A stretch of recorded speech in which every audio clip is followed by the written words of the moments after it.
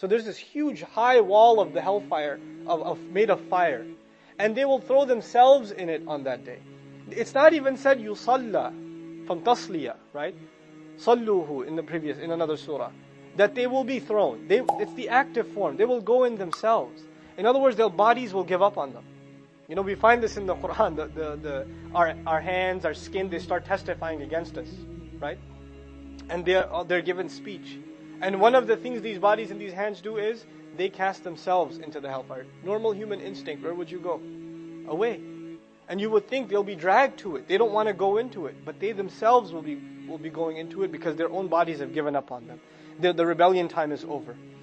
Now we find you have to pay attention to the subtlety of language in the Quran. إِنَّهُ كَانَ فِي أَهْلِهِ مَسْرُورًا. إِنَّهُ كَانَ.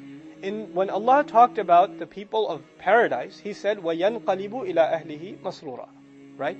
He returned to his family, he will return to his family full of joy. ثُمَّ السَّبِيلَ يَسَّرَهُ. He made the path easy for you, right? We read that before. So here we find, إِنَّهُ كَانَ فِي أَهْلِهِ مَسْرُورًا. No doubt, he used to be full of joy when it came to his family. There was no doubt that this person, used to be full of joy with his family. This scene was described to us in the previous surah. وَإِذَا انْقَلَبُوا إِلَىٰ أَهْلِهِمُ انْقَلَبُوا فَكِهِينَ. When they returned to their family, they returned full of, joy on their face. A different word for joy. So they used to have that internal, joy with their family, which shows no concern for the future. This is surur. There's no concern left. But the believer didn't have surur in this life.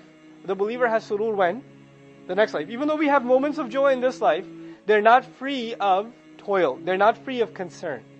But the disbeliever disconcerned himself about the next life. Just, life's good, live it up. That sort of thing. So, Ibn Kathir, rahimahullah, he comments, فَرْحًا لَا يُفَكِّرُ فِي الْعَوَاقِبِ. He used to be happy all the time with his family, never thinking deeply about the consequences of what he does. وَلَا يَخَافُ مِمَّا أَمَامَهُ. And he was never afraid of whatever's in front of him. فَأَعْقَبَهُ ذَلِكَ الْفَرْحِ الْيَسِيرِ الْحُزْنِ الطَّوِيلِ. SubhanAllah. Then Allah paid him or gave him consequence of his careless joy, and He replaced it with a lasting grief. So إِنَّهُ كَانَ فِي أَهْلِهِ مَسْرُورًا. Let's look at the next ayah, inshallah. إِنَّهُ ظَنَّ أَن لَن يَحُورَ. Another meaning, before we go to the discussion, another meaning Imam Raghib says, very important. Al-hur, التردد في الأمر. It's to have uncertainty about a matter. This person that used to be happy with their family, Allah is telling us, this guy was convinced that he will not be brought back to this thing will never come back to haunt him, whatever he's doing now. And he never felt doubt about what he's doing. And then Yahur also illustrates, he had no taraddud. He had no second thoughts about the wrong thing he's doing. He just did it.